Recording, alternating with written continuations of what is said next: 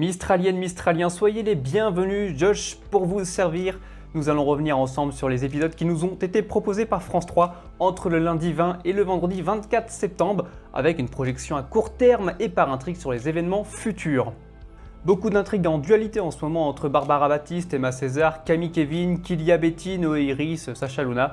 Bien malin celui qui peut déterminer les couples qui seront en place à la fin de l'année. Une promesse est une promesse, mais qui de Noé ou de Lola a trahi la sienne ? Confrontés à des différends d'ordre sexuel, spirituel, Lola et Noé n'ont pas encore réussi à concrétiser au lit leur amour.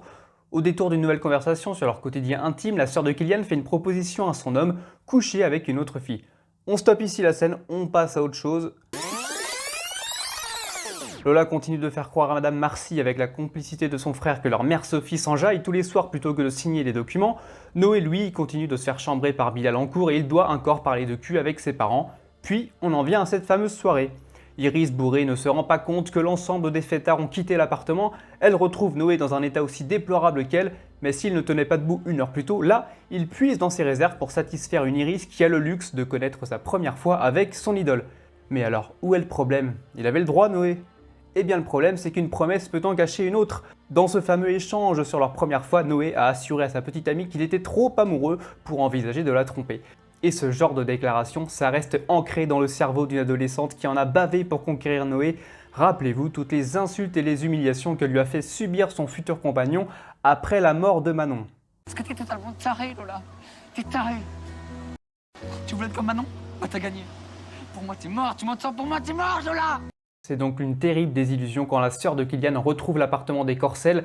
Mais je vais avoir l'occasion de détailler cette scène dans ma chronique Mistral gagnant, Mistral perdant. Une certitude, ça va prochainement chauffer entre Lola et Iris avec notamment un cours de sport qui va servir de défouloir à la jeune écologiste. L'ambiance est bien différente pour le frère de Lola. Entre espoir et déception, Kylian n'a pas suivi les conseils de son ami Jules, qui l'incitait très clairement à ne pas se laisser emporter par la folie de Betty. Maintenant qu'il a les mains dans le cambouis, Kylian ne sait plus comment s'affranchir de cette attirance. On a beau lui conseiller de lâcher prise, il n'en fait qu'à sa tête et il est clairement à la merci de l'adolescente qui l'humilie de jour en jour. Après avoir séché un combat de MMA au cours duquel le pauvre Kylian a compté 36 chandelles, Betty lui donne l'occasion d'en tenir une 37e quand elle le convainc en quelques secondes d'héberger l'une de ses récentes rencontres. Mais attention, il ne s'agit pas pour le parfait inconnu de dormir dans le canapé, non. Betty, elle veut que Kylian leur prête le seul lit de place de l'appartement de Thomas et de Sophie. Pour l'instant, le combattant de MMA ne rend pas les coups qu'il prend jour après jour et Jules va devoir le réveiller depuis le coin du ring parce que là, il enchaîne les KO. J'ai quand même bien peur qu'on construise de nouveau un couple totalement improbable qui part de nulle part parce que là, je ne vois pas comment rendre crédible cette histoire. On ne peut pas dire que les dernières associations de jeunes aient misé sur le réalisme entre Mila Valère, Mila Mousse, Noé Lola, sans parler de Noé Iris qu'on nous prépare lentement mais sûrement. J'espère que les scénaristes ne vont pas partir sur Betty. Kylian, ne faites pas ça. Revoilà les cours de théâtre. Bon, l'assistance est limitée puisqu'elle dispose de 3 élèves régulières, mais Luna y met du cœur pour divertir les prisonnières. Et il faut dire qu'elles ont de jolis textes. Ce qu'on a entendu au cours de ces scènes n'a pas grand chose à envier à quelques auteurs de nos plus fameux humoristes. Quoi qu'il en soit, ces cours sont aussi l'occasion de faire prendre l'air à Sacha et la complicité est de retour entre les deux anciens compagnons. Autant dire qu'à son retour à Marseille, si jamais elle revient de Montpellier, Victoire aura la légère sensation de déranger. Légère. Ce rapprochement s'effectue aussi à travers Latifa, l'une des élèves qui veut sauver sa sœur en restituant discrètement à son propriétaire la bague dérobée par cette dernière. Et qui de mieux que Sacha pour achever la sale besogne? Luna, très inquiet de le voir s'embourber dans une situation pas nette, prend la décision de le soutenir pour accomplir ce vrai faux cambriolage. Alors oui, Luna, elle innove.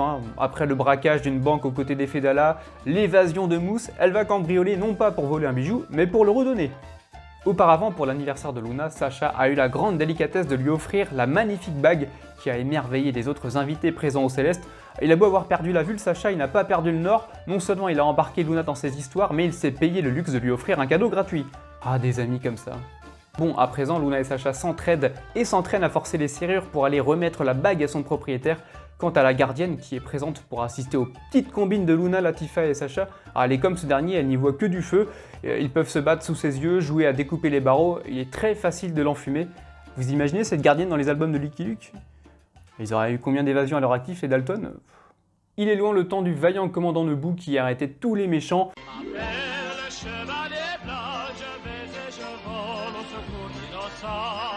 Pour neutraliser Jacob, le beau-père d'Emily et de Léa est prêt à employer tous les moyens, mais les résultats tardent à venir et il hausse le ton face à Kevin. Alors que celui-ci craint de voir Camille s'en prendre à sa petite amie, Noboo lui demande de rompre avec elle, de sorte à la protéger. Kevin, que je trouve excellent en ce moment, il aurait pu être dans mon Mistral gagnant de cette semaine car ce personnage a un capital sympathie extrêmement puissant et qui tranche avec le cynisme de Noboo. Eh bien lui, il tient à son couple avec Emily et il refuse catégoriquement de la quitter. Noboo qui lui rappelle tous les 4 matins qu'il s'est fait passer pour mort dans le cadre d'une enquête.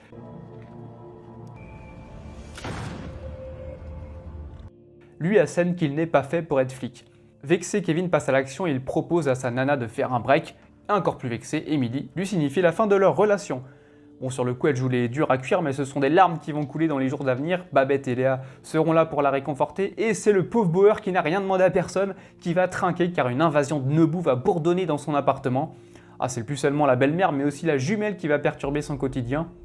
Kylian et Jean-Paul, ils se livrent actuellement un duel de limaces, c'est assez fascinant. C'est à celui qui encaissera le plus qui l'emportera. Cette semaine a donc été marquée par la trahison de Noé et Iris. Bourrés, ils ont fait l'amour et Lola est rentrée d'une fête improvisée où elle est tombée sur Noé et Iris a walpé sur le canapé avec une boîte de préservatifs entamée. Bon, elle a compris, très vite compris.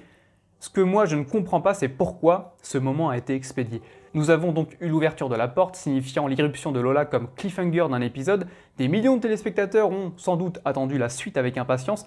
Et le lendemain, la nana elle ouvre la porte, elle se prend la tête entre les mains, elle balbutie intimide « non c'est pas possible » et elle se casse. Elle se casse. Est-ce que l'écriture de l'épisode était déjà trop consistante de sorte à ce qu'il ne fallait pas que la scène déborde? Est-ce que les scénaristes ont une confiance si limitée en leurs comédiennes qu'ils ont fabriqué cet acting minimaliste? Comme avec Barbara et Baptiste, pour un arc aussi impactant, il faut une réaction impactante, à chaud, sur le qui-vive, et non pas un semblant d'explication qui intervient quand la pression est retombée. L'effet est complètement raté entre Noé et Lola. Bordel, j'ai envie de revoir une scène à la Blanche et Johanna en 2011.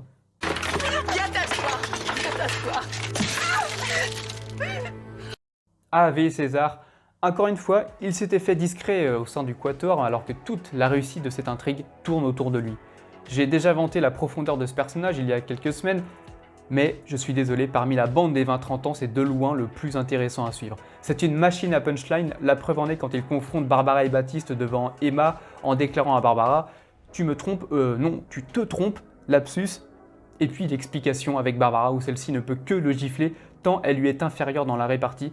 Ce personnage est si bien construit. Maintenant, s'il est vraiment le maître chanteur du Mistral et qu'il fait ordonner la mort de Baptiste à Jacob, on va changer de dimension et j'avoue que cette perspective me fait un peu peur. Puisqu'en effet, César ne parvient pas à convaincre Emma de replonger dans ses bras et donc il lui faut recourir à des méthodes un petit peu plus radicales et sans scrupules, même si scrupules ne rime pas vraiment avec César. Donc à suivre. Le futur de César va vraiment être intéressant dans les prochains mois, j'ai hâte de découvrir ça. Voilà pour le petit récapitulatif de ces épisodes de la semaine. Merci d'être présent, merci de votre fidélité. Et si vous avez aimé le contenu et que vous ne souhaitez pas manquer les prochains, un petit abonnement et même un petit pouce bleu pour la vidéo, ça m'aiderait. Merci beaucoup. Je vous dis à la semaine prochaine pour ce podcast qui est vôtre, mais surtout mistralement nôtre. Bye bye.